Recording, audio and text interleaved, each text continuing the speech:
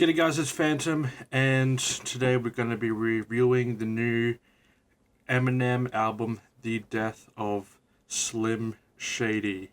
This new album from Eminem, following up from his Music to be Murdered By, Side A and Side B, which the first one was pretty good. I did enjoy a lot of the tracks.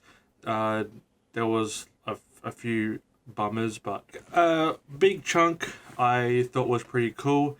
And the side B was, yes, a step down, but there was again, a few songs that I took away. But this new one brings back the Slim Shady persona from the old days, classic Eminem.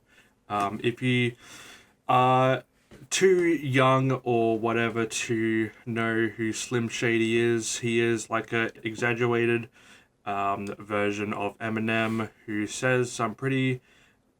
So yes, they can be offensive for some people, like lyrics, even though that it is supposed to be a exaggeration from Eminem's head, or like his persona. There isn't really any doubt that he also kind of thinks the same, doesn't really say all the stuff that Slim Shady says, but I do think it's kind of funny. If you get offended or anything easily, then womp womp. But there's a few things that I think are funny. But with this one, there is some corny and some cringe bars, but majority of them I think were pretty funny. And obviously, it is mostly Slim Shady. I'm up until Guilty Conscience 2, which is of course the runner-up from the iconic Dr. Dre and Eminem collab, Guilty Conscience, of course, where they go head to head, they beef with on the entire. It was a great time, but they do that in here, and then they kill off Slim Shady, which I thought was kind of weird because a lot of people love the Slim Shady persona, and him bringing him back was a pretty big selling point. Everybody wanted that to happen, with the Houdini thing, which was a song that I wasn't too crazy about. The hook was it's catchy, but or you may like it. I don't know. I thought that it was just fine.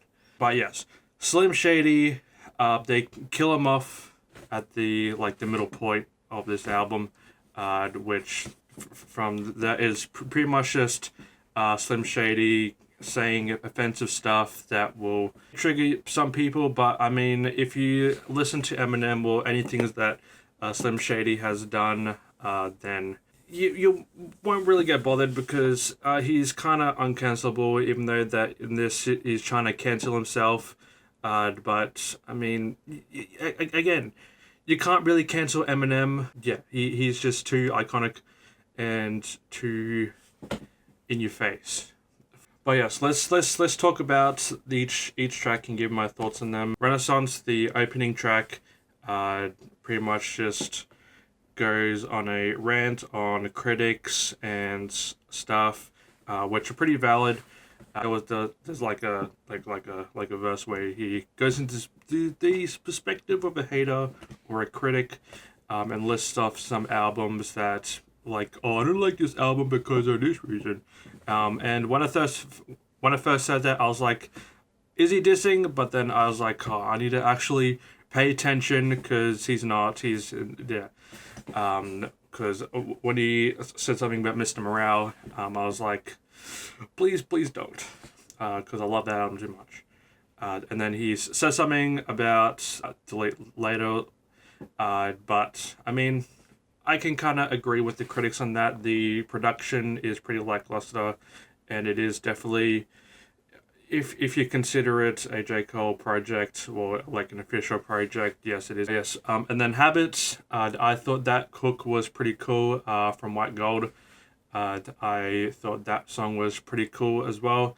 Trouble, it was just it was like you're trying to cancel me, and then he says, you're trying to kiss me, Gen Z me, bro.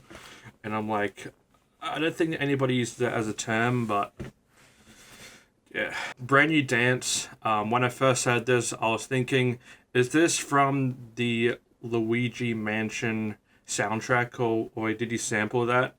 And I'm so glad that people also caught into that, because I thought I was going to be the only one.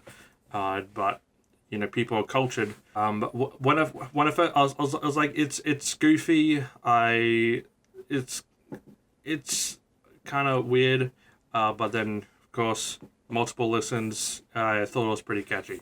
But the hooks, overall, from Eminem himself, I thought that they were pretty lackluster. I mean, with his last few projects, almost all of his choruses and hooks and stuff just ugly and not very pleasant to listen to, corny, and the thing that he does with his voice is like, most white rappers do it now. There's Tom McDonald. I don't want to compare Tom McDonald to Eminem because Eminem is miles ahead, but yeah, people like Tom McDonald or NF, the hooks or whatever, just sound ugly. I don't really want to categorize it with just white rappers, but it's kind of a trend. It's like they do like this harsh, like grumpy.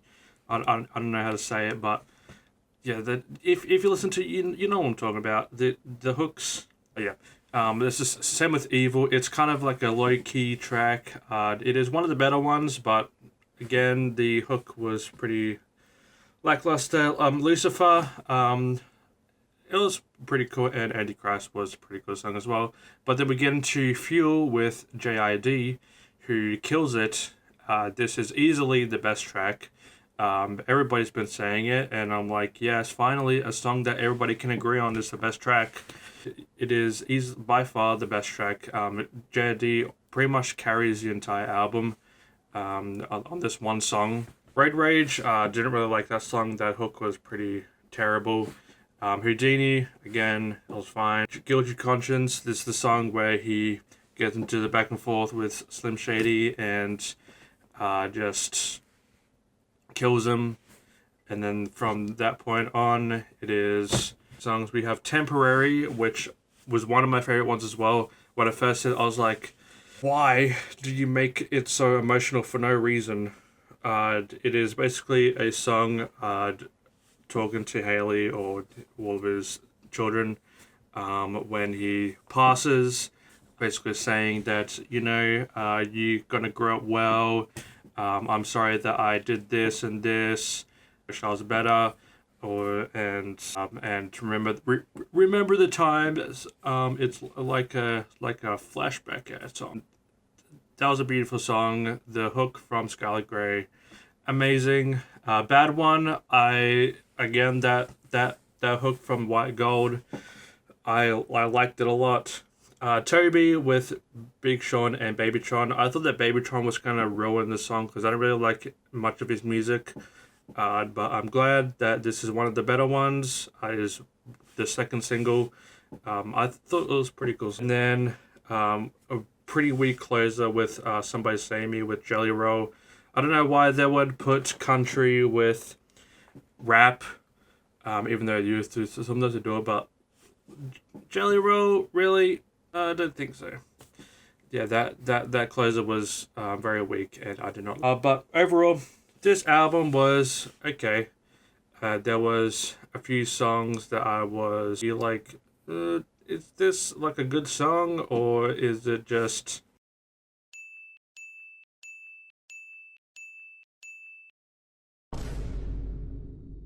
But overall, this album was okay. What were your thoughts on this album if you have listened to it? Yeah, have a good one.